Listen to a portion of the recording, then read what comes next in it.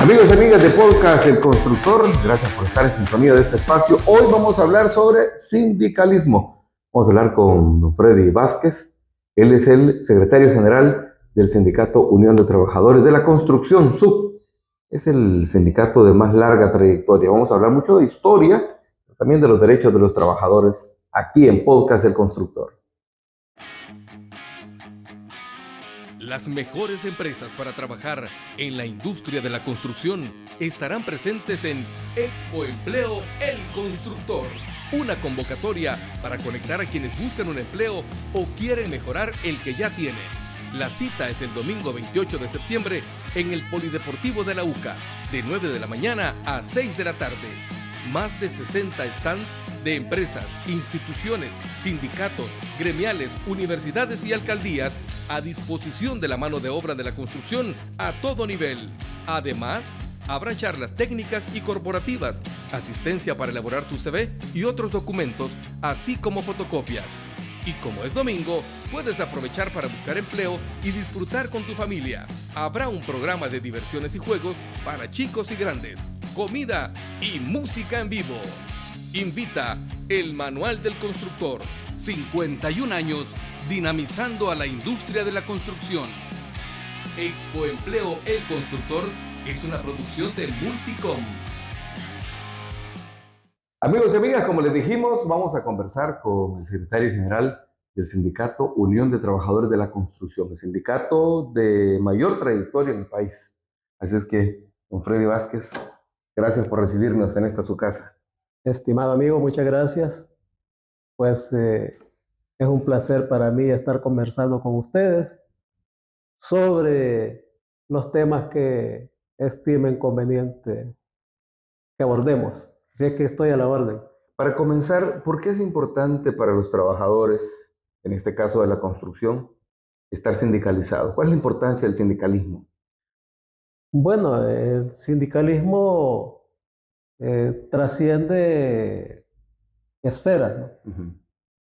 Y esto surge por la necesidad de los trabajadores de salvaguardar sus derechos y además de ampliarlos por medio de la negociación colectiva. Y en el ramo de la construcción es tradicional que la industria en materia de trabajo esté regida por un contrato colectivo de trabajo, en donde están establecidos, digamos, los derechos y deberes de los trabajadores y las formas de cómo ellos deben recibir la remuneración por su trabajo realizado. Hablando del SUT, ¿cómo surge? Entiendo que tienen más de 70 años de existir. El sindicato nació un 26 de enero de 1956 y pues eran tiempos muy convulsivos. Eran gobiernos de dictaduras militares, pero también había una empresa privada muy dada a no cumplir con los derechos de la gente. Entonces, era bien convulsionado el mundo del sindicalismo y del trabajo en ese tiempo. Y por eso es que el trabajador de la construcción constituyó el sindicato, porque era la única forma de cómo hacerle frente a esa adversidad que los patronos ofrecían en ese tiempo. El sindicato nació en las empresas, ahí donde día a día se maltrataba al trabajador, donde se le negaba derechos. Así nació el sindicato. Por supuesto, ha venido evolucionando y todos los tiempos cambian. Han pasado guerras, terremotos, pandemias durante estos 70 años. Pues fíjense de que han habido todo tipo de adversidades, de lo cual, digamos, en algunas ocasiones el trabajador sale favorecido. Porque en un terremoto, por ejemplo, hay más trabajo. se destruyen muchas casas, se pierde Y entonces, dependiendo de la planificación de las empresas y del gobierno, hay más trabajo. Y hay que reconstruir el Y país. entonces, en ese tiempo era una etapa de reconstrucción, ¿verdad? De reconstruir. Pero siempre hay, digamos, una forma de cómo ir reponiendo la infraestructura básica que el país necesita para ir dando los pasos que se deben de dar para ampliar el desarrollo y una mejora sustancial en la forma de vida de la población. ¿Cómo están viendo el momento actual de la construcción? Pues podemos ver a simple vista que hay un auge, hay muchas obras, pero ustedes desde el punto de vista de los trabajadores, ¿cómo están viendo este momento? Fíjense de que la industria de la construcción de por sí siempre ha sido dinámica y su aporte a la economía del país es importante. Eh, en este momento, pues hay un auge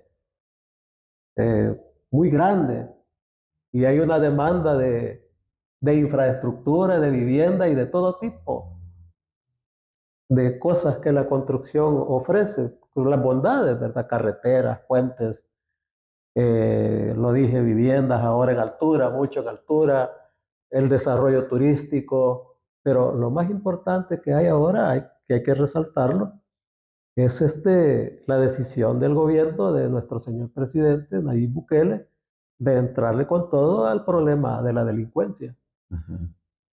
Y controlado ese problema, se van solucionando muchos más, ¿verdad? Hay más confianza para invertir.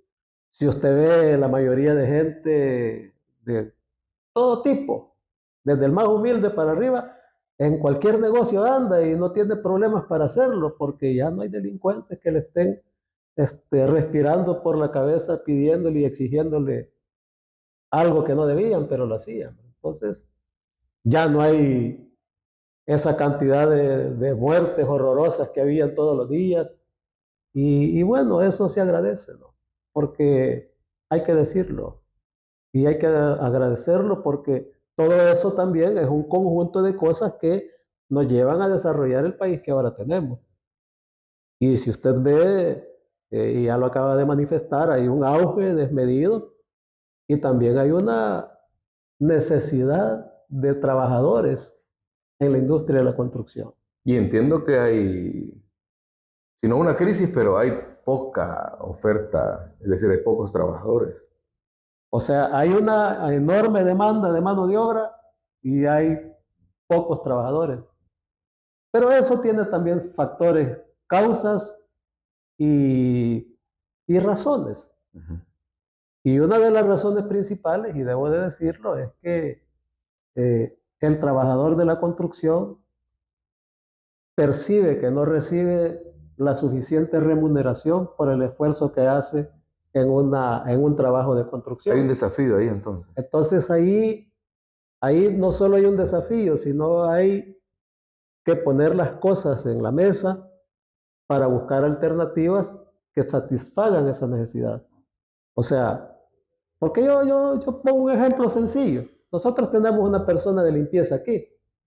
Ella limpia la mesa y todo, hace aseo y está bajo un techo, no tiene problemas de insalubridad, no tiene problemas del clima y gana lo mismo que un trabajador de la construcción, que está en un zanjo de 6 metros excavando para poner una tubería o está demoliendo un edificio con polvo y con los vibradores, etcétera, gana lo mismo. Entonces, esa diferencia es la que nos hace posible que el trabajador de la construcción sienta un atractivo, porque la remuneración de él no es adecuada al esfuerzo que realiza en el trabajo. Ahí es donde entran los sindicatos en los procesos de negociación de los contratos colectivos. Ahí es donde se busca la forma de establecer condiciones, porque fíjense bien, aun cuando nuestro contrato colectivo tiene características distintas al salario mínimo, porque hay que decirlo, pero no son suficientes. Y por eso el trabajador ahora como hay una gran demanda de mano de obra, entonces él dice, bueno, yo trabajo, pero estas son mis condiciones. Y me voy a ir donde hay mejores condiciones. Entonces, y las condiciones, en la media de condiciones que andan ahora son un auxiliar de oficios varios que no hace obra específica, sus salarios son $20 diarios, 7 horas de trabajo. Y un obrero calificado, su pago está en un rango de 35 y $40 diarios. Eso es lo que ahora existe. Entonces, si una empresa constructora o alguien que quiere o que requiere el servicio de un trabajador de la construcción no está en ese rango, el trabajador no va, no le trabaja. Entonces, por eso nosotros hemos sido muy claros con los empresarios y les hemos dicho, miren, si nosotros no actualizamos nuestro contrato colectivo a la realidad actual que está viviendo el país, siempre vamos a ser deficientes. Y no vamos a alcanzar, digamos, el mínimo que el trabajador necesita para poder vivir y mantener a su familia. Y además, nosotros estamos arrastrando una deuda histórica en materia salarial y de prestaciones. Porque cuando dolarizaron la economía en el año 2000, esa fue una devaluación encubierta, pero devaluaron el salario de los trabajadores. Entonces, reponer esas cosas son las que ahora requiere el país para darle a la gente una calidad de vida distinta a la que ahora tiene. ¿Cómo vieron, o cómo están viendo, mejor dicho, el hecho de la constitución del nuevo Consejo Superior del Trabajo? ¿Qué expectativas tienen? El Consejo Superior del Trabajo tiene su historia. Nace después del Foro para la Concertación Económica y Social que se instaló en 1993. Con los acuerdos de paz. Con los acuerdos de paz. El foro era digamos, el instrumento que dejaron los acuerdos de paz para hablar de materia económica y social del país, ¿verdad? Pero pues era una instancia más política que técnica. Entonces los empresarios cuando empezaron a ver que la realidad y la exigencia del trabajador y del pueblo era tan enorme, mejor dijeron nos apartamos porque preferimos mejor apartarnos y no hacerle frente al desafío. Y ese es un error, ¿verdad? No hacerle frente al desafío que entonces supone. nunca funcionó. Nos reuníamos, llegaba el gobierno, llegaban los empresarios, pero no hubieron acuerdos sustanciales. Entonces se abortó. Ellos lo abortaron porque se retiraron. Pero al final nosotros logramos enlazar con la OIT y ellos financiaron un proyecto para que un experto pudiera construir y facilitar un instrumento que hiciera las veces del foro. Y ahí es donde en 1994 se crea el Consejo Superior del Trabajo. Y igual es una instancia política, ¿verdad? Donde ahora sí, sus rangos están bien establecidos en su reglamento de creación, que es un órgano eminentemente consultivo, ¿verdad? Sí. Pero, ojo, todas aquellas cosas que tengan que ver con materia laboral deben de pasar por el Consejo. Para luego, después de nuestras recomendaciones, a las recomendaciones del Pleno, puedan hacérsele llegar a las autoridades que corresponde para que no solo les den iniciativa de ley, sino que sean aprobadas. Ese es el rol del Consejo. Pero ahora la expectativa es mayor. Y es mayor porque el país ahora entra en una dinámica muy distinta en otras etapas y en otro tiempo, en tiempos anteriores. ¿Y por qué? Porque también nuestro señor presidente pues ya puso una pausa en el tema de seguridad y ahora la intención de él es darle tratamiento a la economía del país. Y en el tratamiento de la economía del país, obviamente está inmerso los derechos de los trabajadores. O sea, tenemos un código de trabajo de más de 50 años que ha venido sufriendo algunas reformas pequeñas, pero no sustanciales.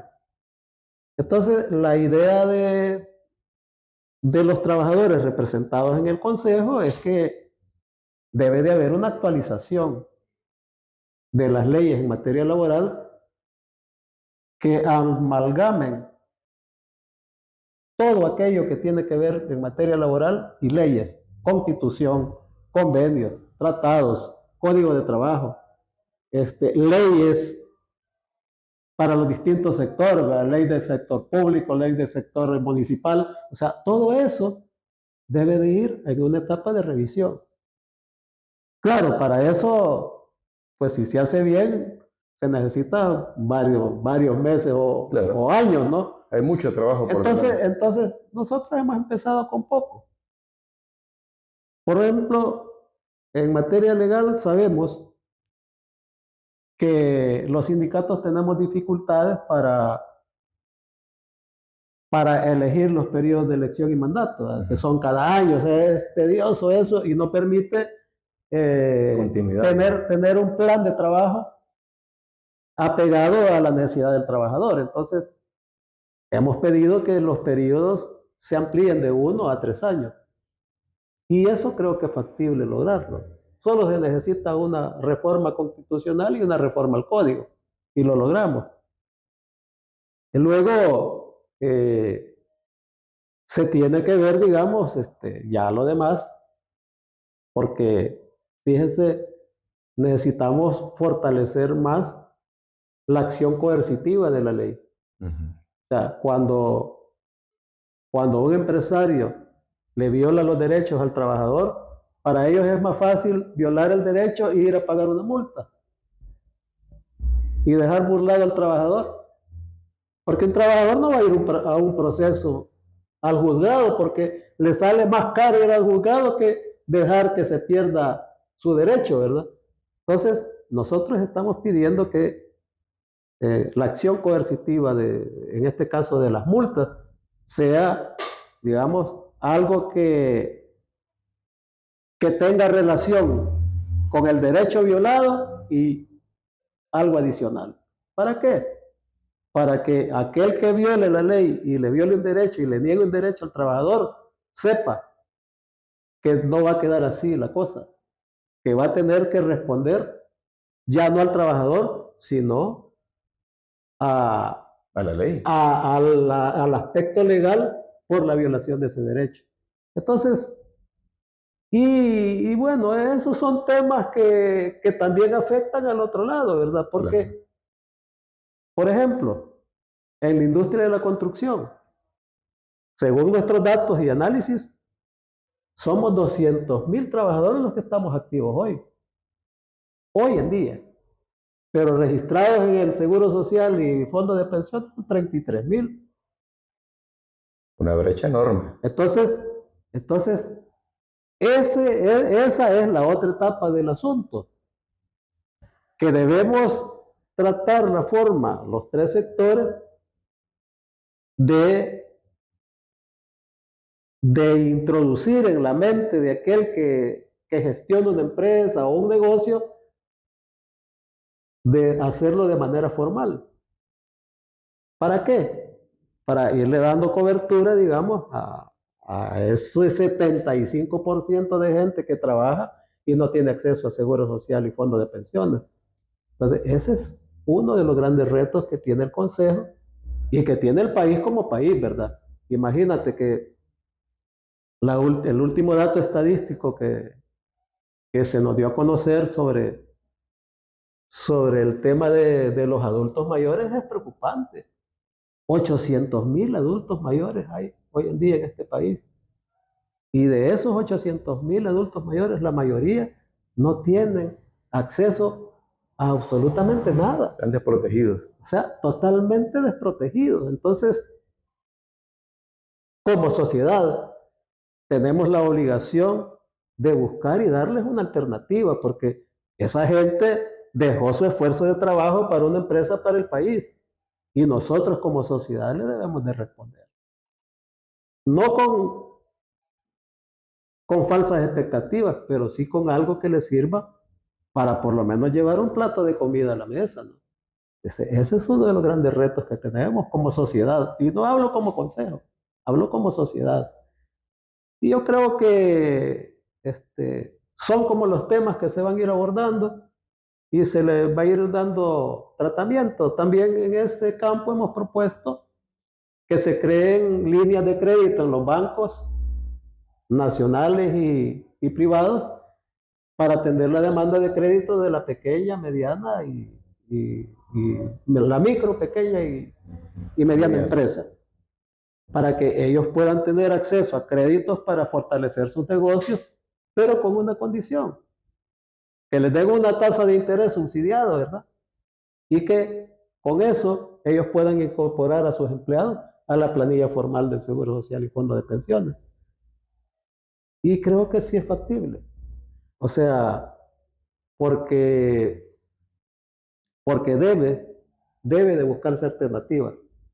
O sea, también aquí hay grandes evasores, ¿verdad? Enormes evasores. O sea, nosotros hemos detectado gente que, por ejemplo, los que traen la comida, esos intermedian en la comida y hacen grandes negocios y grandes sumas de dinero. E incluso hasta ni pagan impuestos. Entonces, mire, hay que darle tratamiento a eso. Hay mucho trabajo.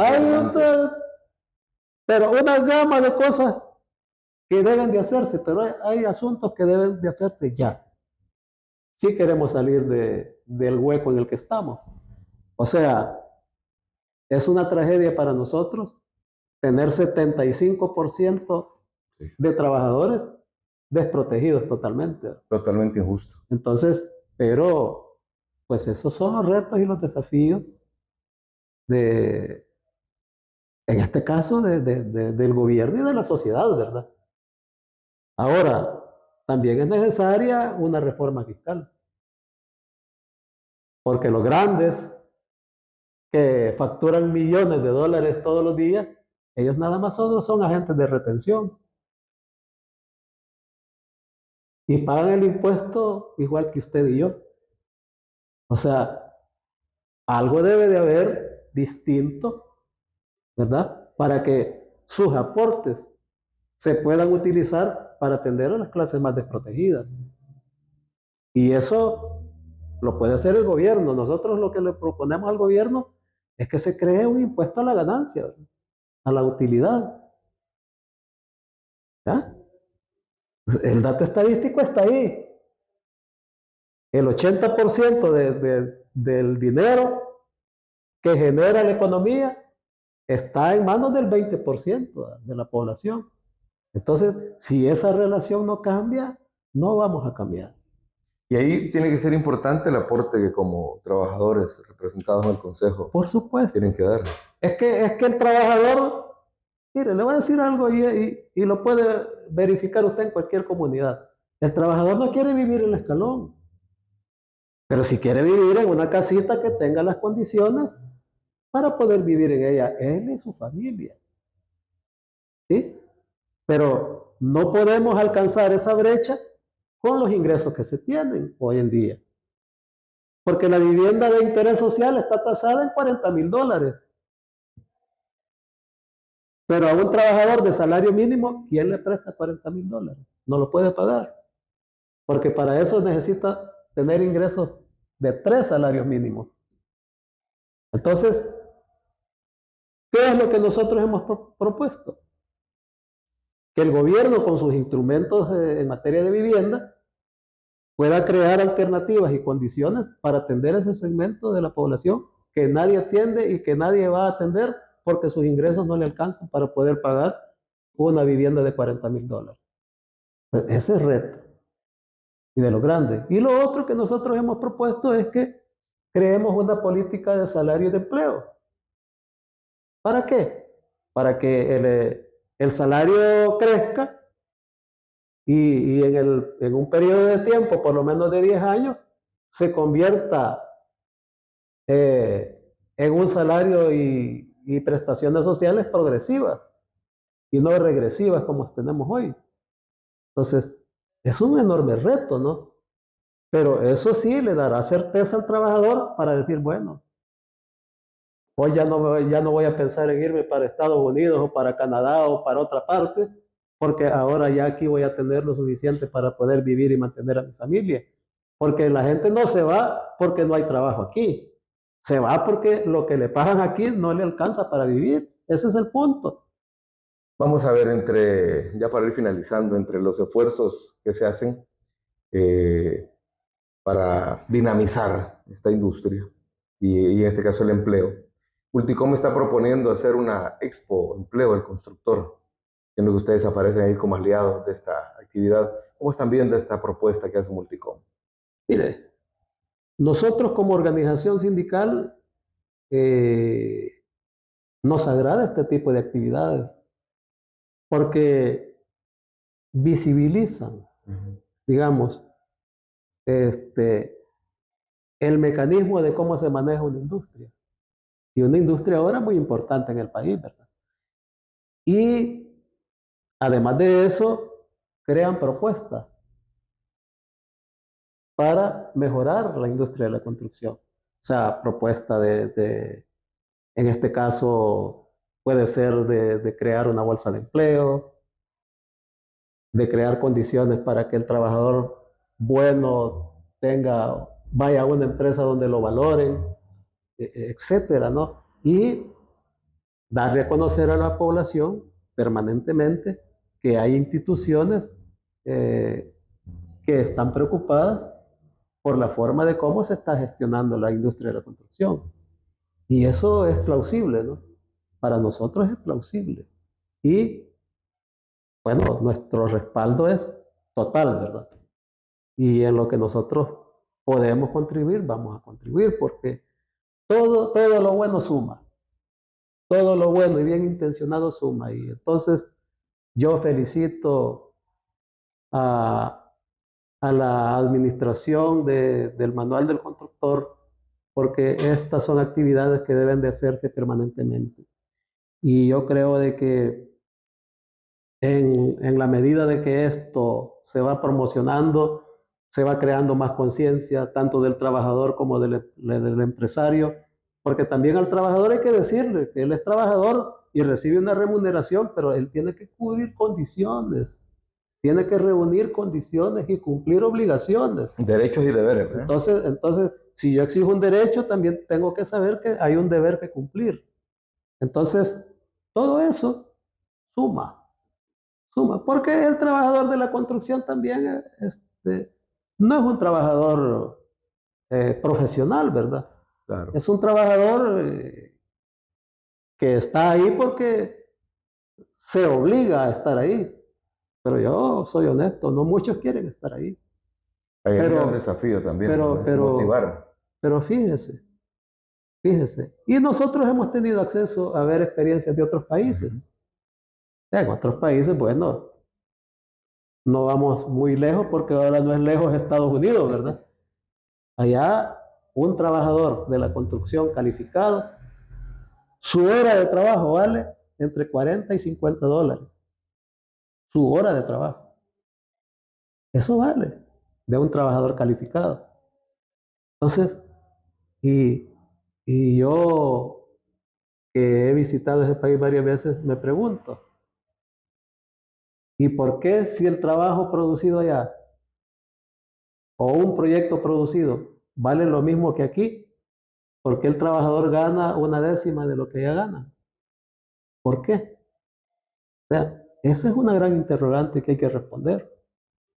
Y usted ve allá en Estados Unidos, el trabajador de la construcción llega en su buen vehículo, con su caja de herramientas, bien vestido, con sus gabachas, y llegan a la construcción de lo que llegan al lugar donde está asignado para la obra que van a realizar, y llegan y la hacen, y bueno, un solo trabajador, allá al ladrillo le dicen tabique, ¿verdad?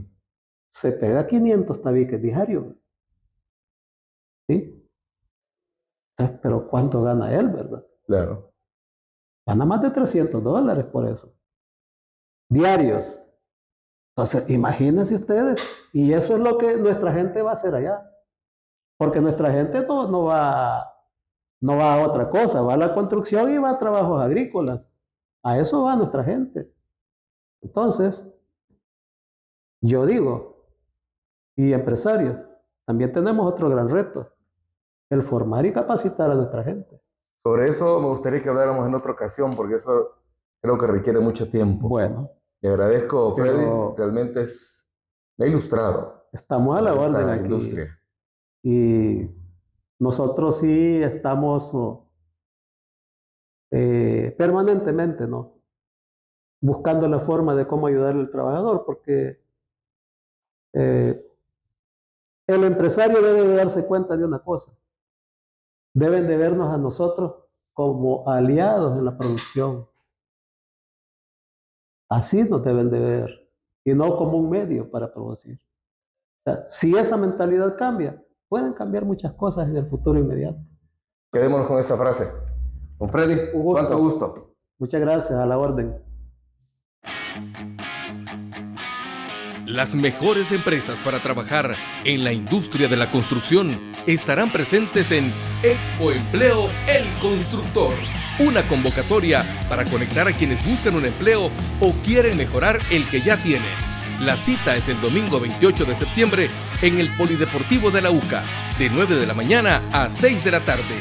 Más de 60 stands de empresas, instituciones, sindicatos, gremiales, universidades y alcaldías a disposición de la mano de obra de la construcción a todo nivel. Además, habrá charlas técnicas y corporativas, asistencia para elaborar tu CV y otros documentos, así como fotocopias. Y como es domingo, puedes aprovechar para buscar empleo y disfrutar con tu familia. Habrá un programa de diversiones y juegos para chicos y grandes, comida y música en vivo. Invita el Manual del Constructor. 51 años dinamizando a la industria de la construcción. Expo Empleo El Constructor es una producción de Multicom. Amigos y amigas, gracias por la sintonía. Aquí hablamos con los que saben de la construcción. Y hoy nos hemos deleitado con esta conversación con don Freddy Vázquez, que sabe mucho de la construcción. Así que muchas gracias. Les esperamos en la próxima.